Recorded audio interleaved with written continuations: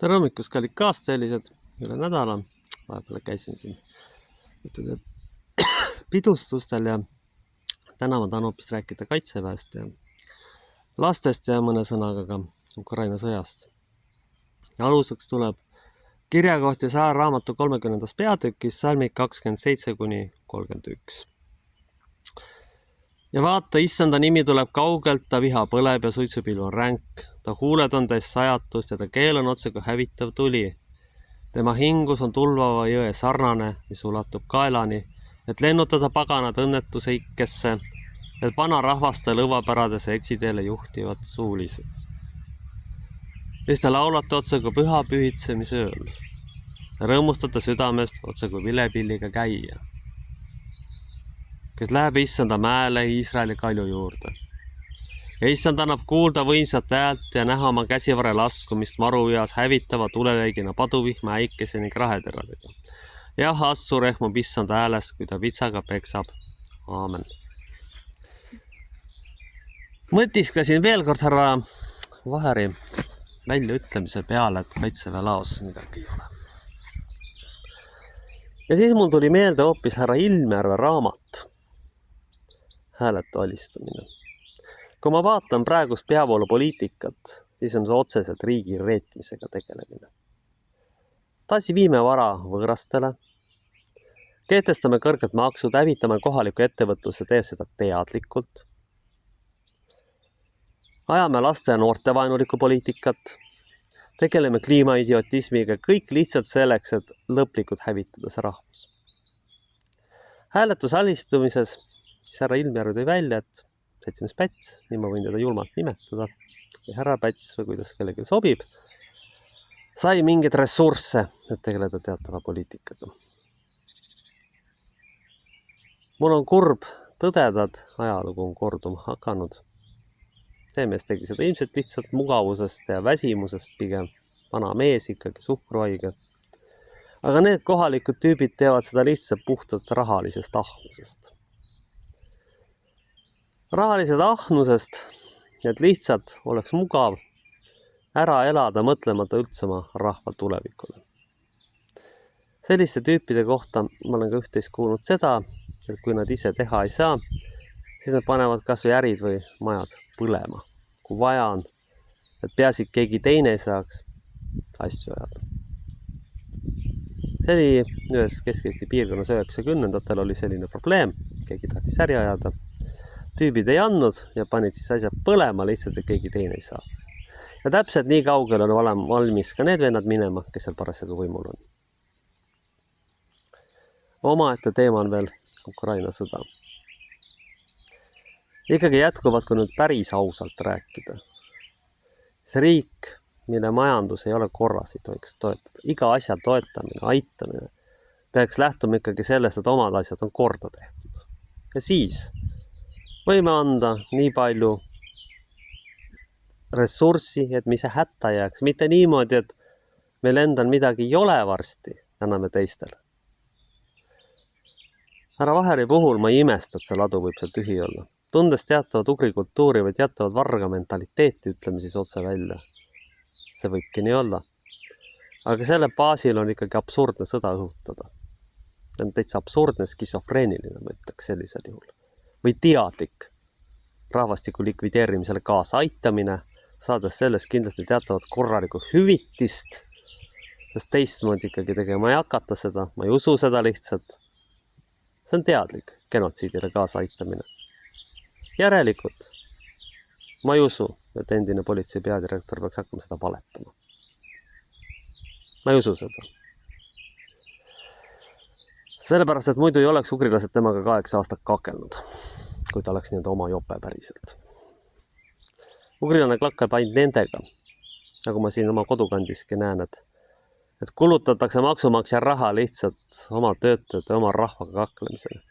Üks oli nii rumal, üks ametnik, et läks kohaliku miljonäriga kohtusse ja arvas, et ta võidab. Andke andeks, tegemist on puhtalt idioodiga, kui ma otse välja ütlen.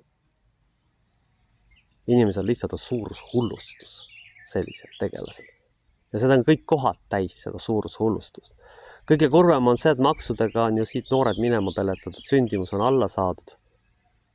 niimoodi, et see rahvas sureb välja.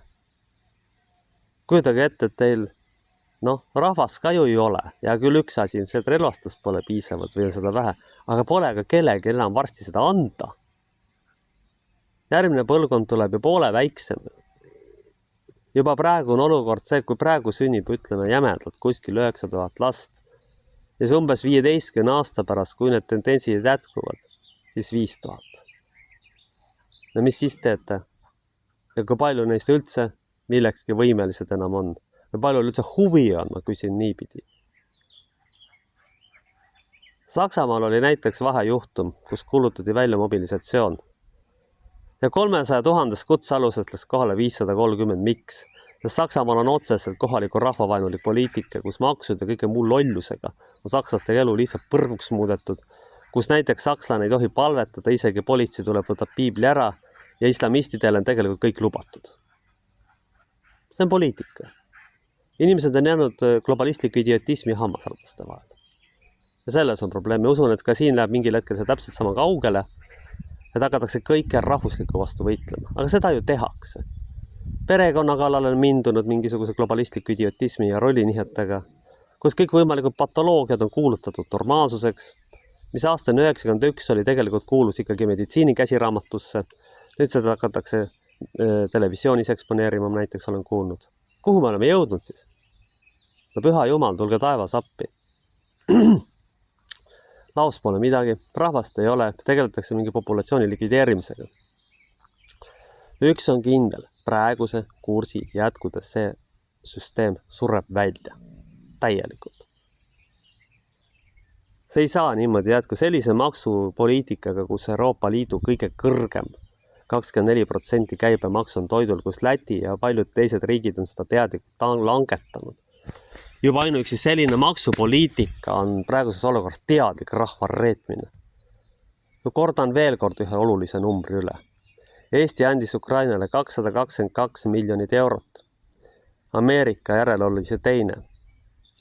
Nii, Eesti aasta eelarve on kuskil 18-19 miljardit. Ameerika andis miljardi, Ameerika aasta eelarve on 2-3 triljonit. Need on mastaabid, need on metsikud vahed tegelikult. Need on metsikud ja meeletud vahed. No mõtleme nüüd, kui palju oleks pidanud siis tegelikult Ameerika andma. Me räägime umbes 50-kordsest vahest. Ühesõnaga sisuliselt oleks pidanud Ameerika umbes 5-60 miljardit andma. Tegelikult Eesti andis ju 1,5% riigieelarvest. Nii, kui Ameerika annaks sama summa. See on isegi uskumatu täiesti. Vähemalt 50-kordne vahe oleks.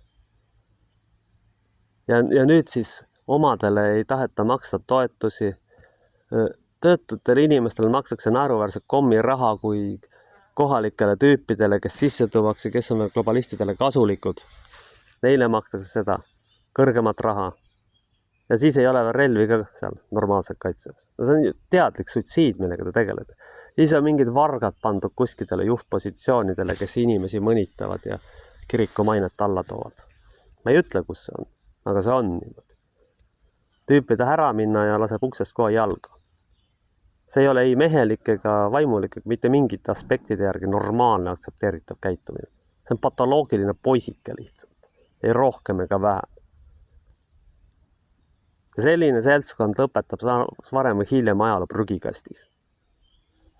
Põhiline, mida ma tahan öelda, see rahvas on reedetud ja need reetorid on hästi kinni makstud. Et nad viivad perfektselt läbi välja suremispoliitikat. Kõike hävitades, mis vähegi veel püha on. Sellega nad tegelevad, seda nad oskavad väga hästi teha. Põhiline perekond ära hävitada, majandus põhja lasta, kõik eluvaldkonnad likvideerida ja kasulikud idioodid võimule panna, kes siis kõik kultuuriruumi viimasegi maine, näiteks kristliku kultuuriruumi maine lihtsalt ära hävitaks. Targad inimesed on sellest aru saanud muidugi, hoiavad sellistest teemal. Soovitan seda ka teistel teha. Ja soovitan meeles pidada, et meil ei ole riiki, meil on Brüsseli oblast. Aamen.